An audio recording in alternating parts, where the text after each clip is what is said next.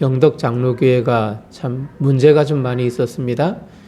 임직을 하는데 그 교회에 19년 동안 부임하여서 목회를 했었던 한 목사님께서, 그 담임 목사님이죠, 부정투표를 한 거예요. 자기가 원하는 그 분들이 장로가 되고 권사가 되도록 백지에 이름을 미리 기입하여서 투표할 때 투표함에 넣은 겁니다. 그것이 CCTV에 고스란히 찍히고 또 그것이 발각이 되어졌습니다. 그러면 당연 징계를 받는 것이 일반이잖아요. 노회나 혹은 총회의 징계를 받는 것이 일반인데, 그러나 징계는 고사하고 현 담임직을 그대로 고수하는 그 모습을 보았습니다. 들었죠. 그리고 그것을 여러분들에게 한 1년 전인가 말씀을 한번 드린 적이 있어요. 그리고 교회를 위해서 기도하자, 교회의 정화를 위하여서 우리가 한번 노력하자라는 취지로 한번 말씀을 드렸습니다. 그러나 1년의 세월이 훌쩍 지났지만 아직 해결되지 않고 있습니다.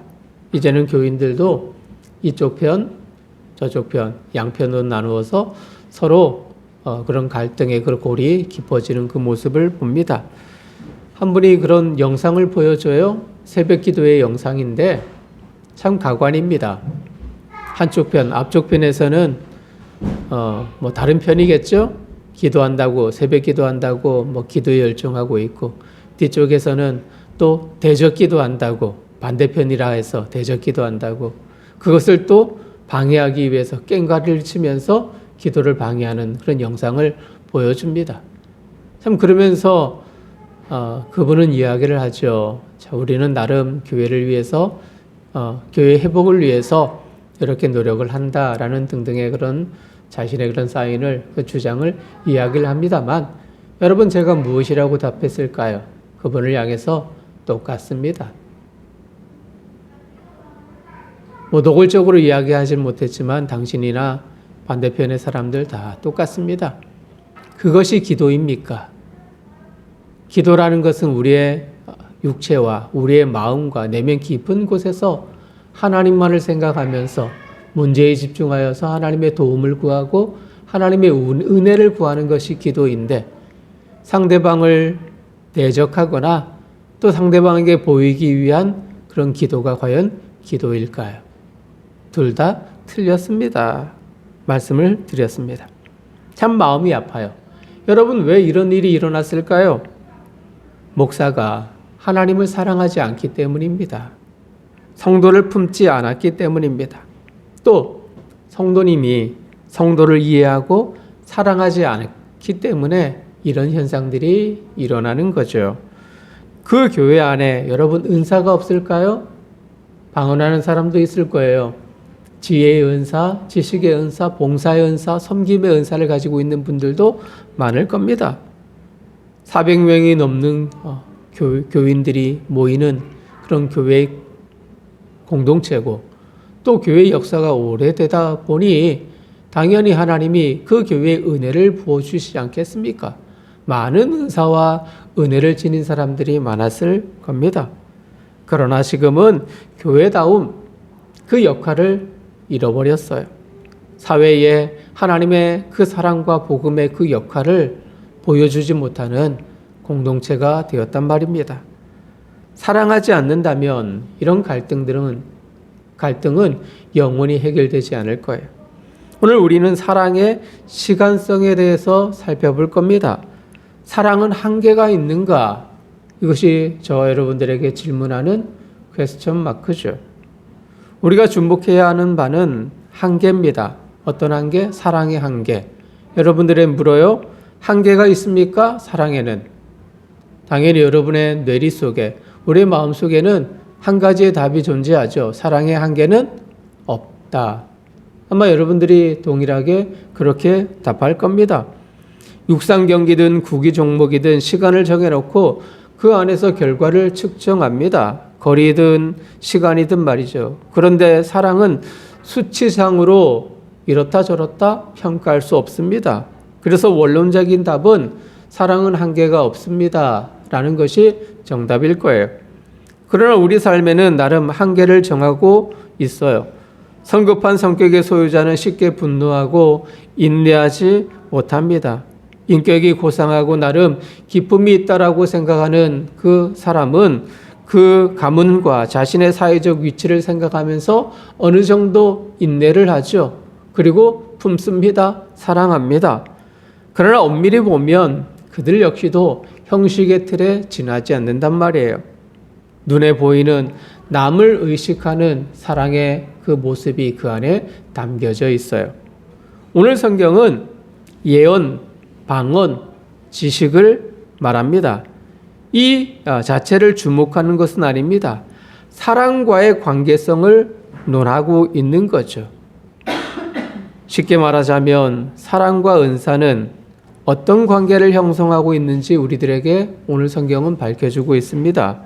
고린도 성도의 특성 중 하나가 무엇이라고 말씀을 드렸나요? 계속해서 여러분과 나누는 말씀 가운데 고린도 교회는 은사를 참 좋아했습니다. 그죠? 은사를 나름 가지고 있고 그것을 바라고 사람들에게 자랑하듯 말하는 그런 성도들이 참 많았어요. 그리고 또 하나의 특성은 고린도 교회는 지식을 좋아했습니다. 지식을 함양하는 데에 많은 노력을 기울였단 말이에요. 헬라 문화권, 그리스 로마에 속한 이들이기에 지식의 우월성을 강조하는 사람들이 많았습니다. 물론 초창기이지만 여러분 소피스트라는 말을 들어보셨습니까? 이것은 하나의 직업군이에요. 즉 교양이나 학문, 변론을 가르치는, 지식을 가르치는, 철학을 가르치는 그 직업을 가진 사람들을 일컬어서 소피스트라는 그런 말로 대변할 수 있습니다. 물론 아주 왕성했던 그 시기는 5세기 경이지만 지금 초창기 1세기 때에도 그리스 로마 헬라 문화권 속에 속해 있는 고린도이기에 지식을 매우 소중히 여겼습니다. 그것을 간직하고 그것을 자랑하고 그래서 지식을 많이 가진 사람을 존경하는 시대적 분위기였단 말입니다. 로마를 중심으로 근처 대도시에 지식의 우월성을 노래하는 이들이 많았습니다. 이미 고린도 교회의 문제가 무엇인가를 우리가 보았듯이요. 무분별한 은사를 활용하여서 다른 이들을 아주 낮게 여기고 자신의 높은 영적 소양을 자랑하기도 했습니다. 사도 바울은 13장에서 특별히 고린도전서 13장에서 계속해서 사랑이 무엇인가를 강조했어요. 참사랑은 동기 자체가 선해야 한다는 것, 착해야 된다는 것을 이야기했고요. 그리고 사랑의 언어는 참으로 다양하지만 대상에 대한 끝없는 인내, 그를 바라고 믿고 참아 주는 것이 진정한 사랑의 발로다라고 말씀을 드렸습니다. 그리고 드디어 오늘 당시 유행했던 문화, 사회적 풍토와 사랑을 어떻게 하고 있습니까? 비교하고 있는 거예요. 사랑의 영역, 즉 한계는 끝이 없다. 감히 강조합니다. 여러분 성경 8절 말씀을 보세요. 8절을 보면 사랑은 언제까지나 어떻다고 합니까? 떨어지지 아니한다. 사랑은 언제든지 언제나 떨어지지 아니한다. 즉 다른 말로 끝이 없다는 말로 표현할 수 있습니다.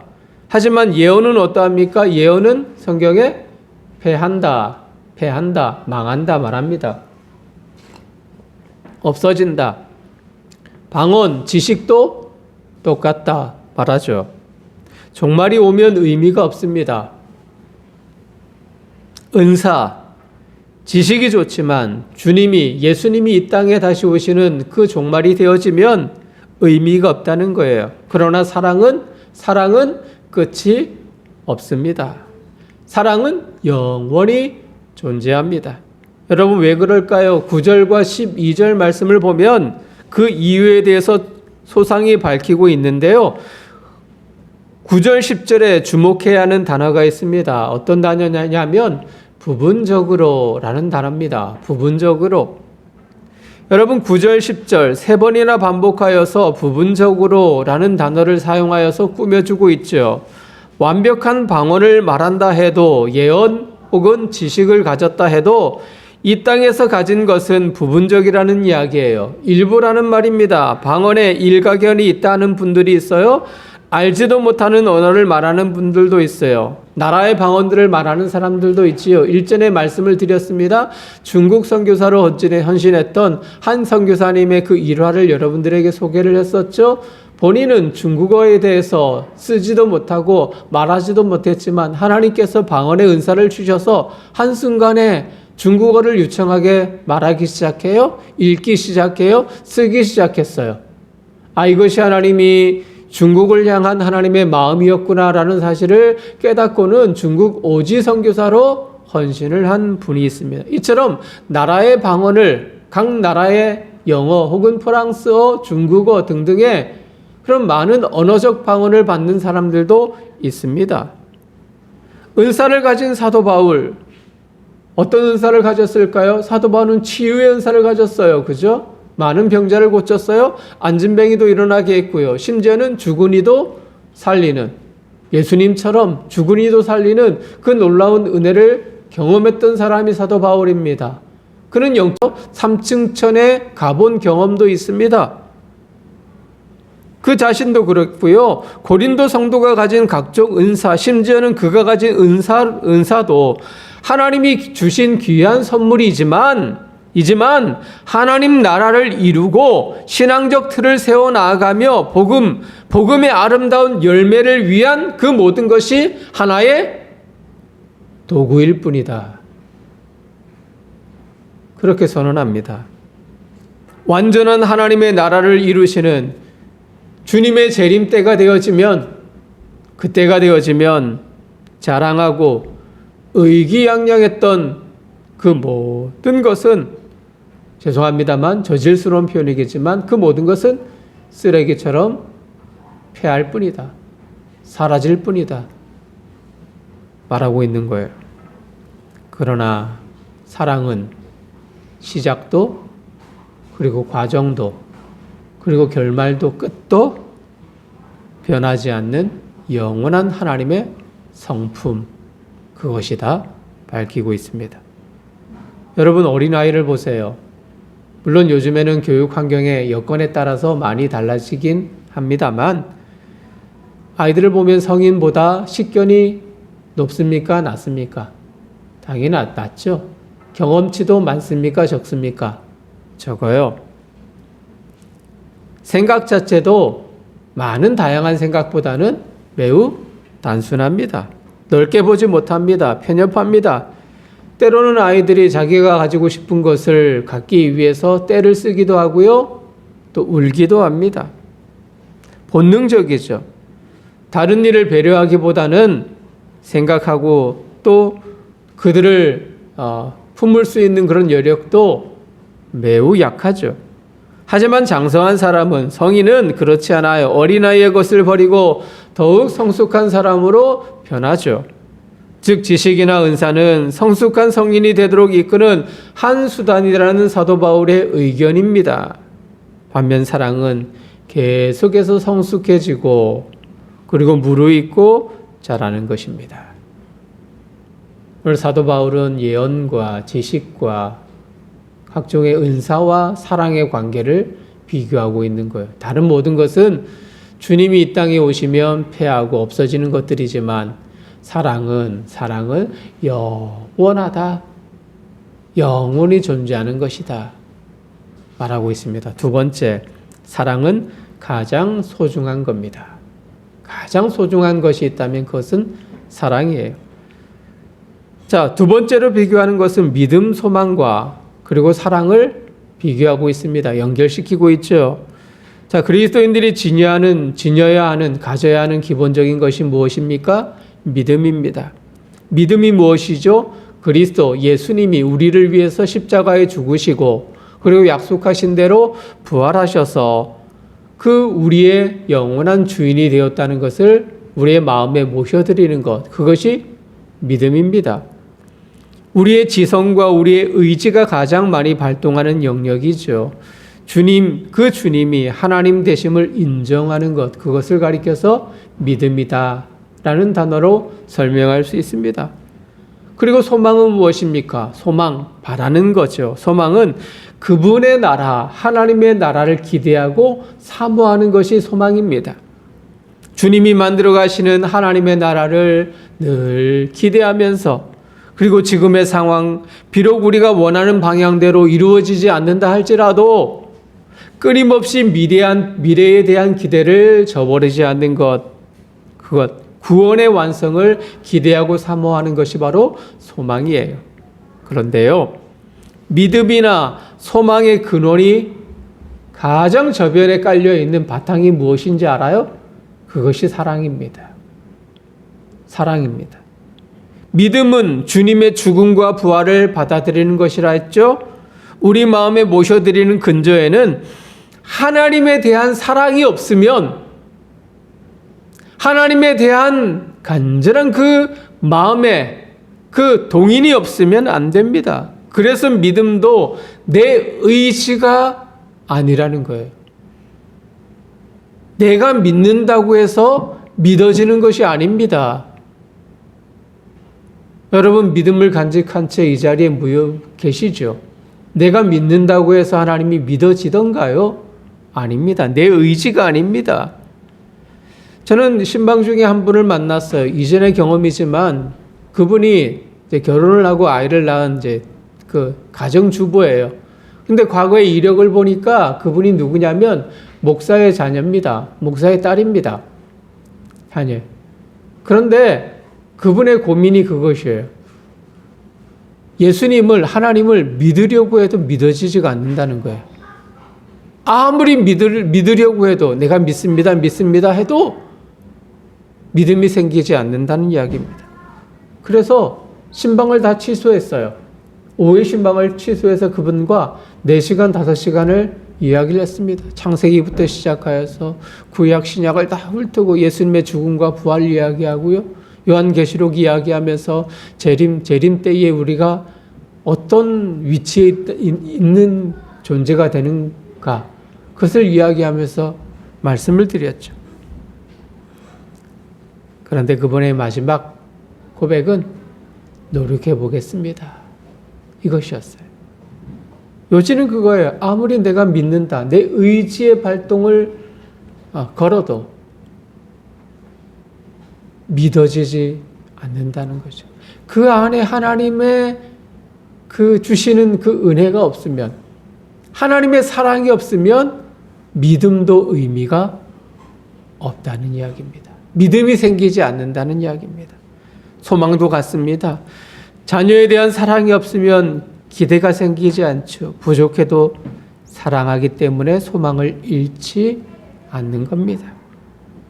믿음, 소망, 사랑, 오늘 성경은 영원하다 말합니다. 구원을 향해서, 구원을 이루는 가장 기본적인 신앙적 요소죠. 그런데 이 중 가장 중요한 한 가지를 뽑는다면 그것이 사랑이다. 믿음, 소망, 사랑 영원하지만 그 중에 가장 중요한 한 가지를 뽑는다면 사랑이다. 믿음을 이루어내는 동기, 소망을 가지고 살아가도록 이끌도록 양념의 역할을 하는 그 소스가 바로 사랑이라는 이야기입니다. 근원적이고 과정이고 결과이기 때문입니다. 서두에 좀 슬픈 이야기를 나누었지만 여전히 근본 휴가는 즐겁기도 했지만 여러 가지 많은 소식으로 인해서 우울하기도 한 휴가였습니다. 가슴 아픈 소식을 접했어요. 만나려고 했던 것은 아닙니다만 제가 울산에 왔다는 소식을 듣고 한 젊은 장로님, 권사님 부부가 저를 찾아왔습니다. 왜냐하면 예전에 제가 전도사 때 섬겼던 그 교회 장로님이었거든요.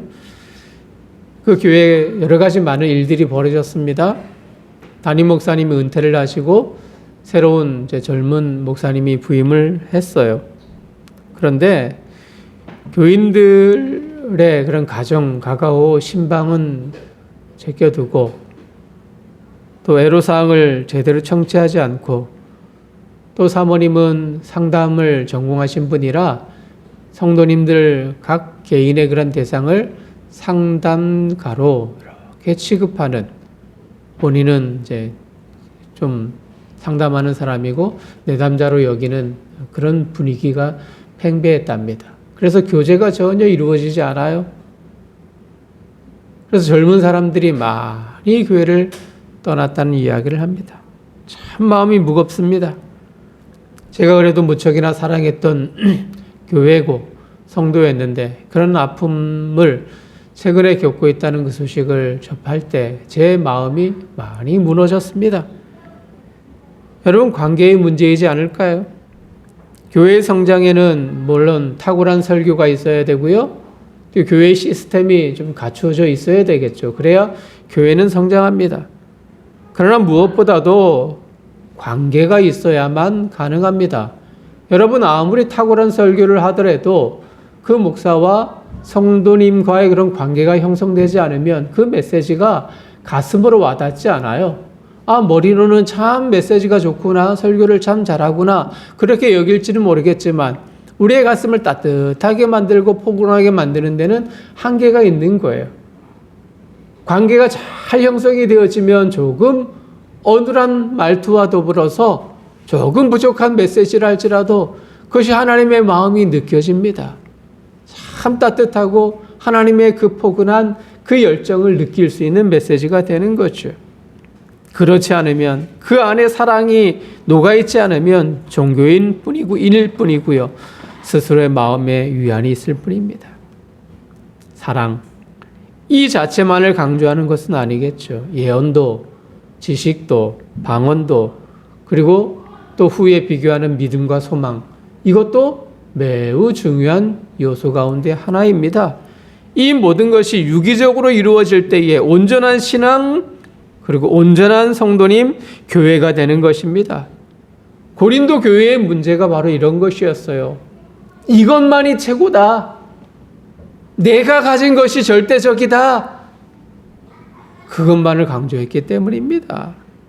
그래서 바울은 사랑을 강조하고 사랑을 노래했던 거예요.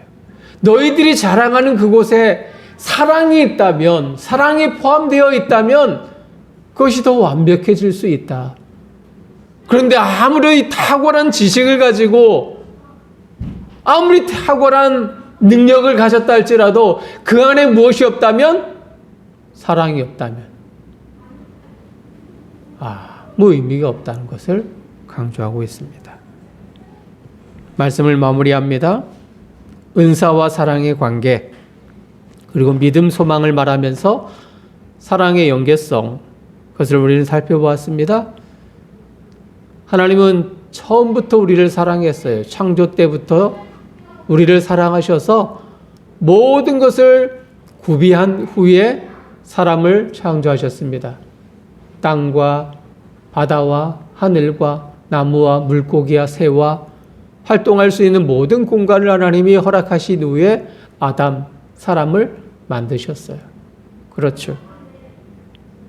그리고 아담 독주하는 것이 외롭다 해서 반려자를 주셨습니다. 그러나 죄로 타락한 우리입니다.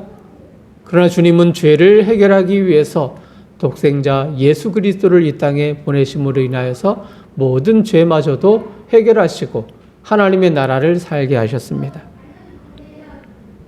단 한 가지 이유입니다. 무엇일까요? 사랑입니다.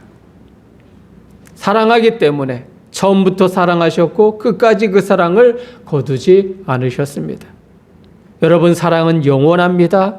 시대와 상황 때문에 우리 죄의 속성에 무너져버린 우리는 사랑을 개체화하고 단위를 지어서 판단하지만 사랑은 나뉠 수 있다 없다? 사랑은 나뉠 수 없어요.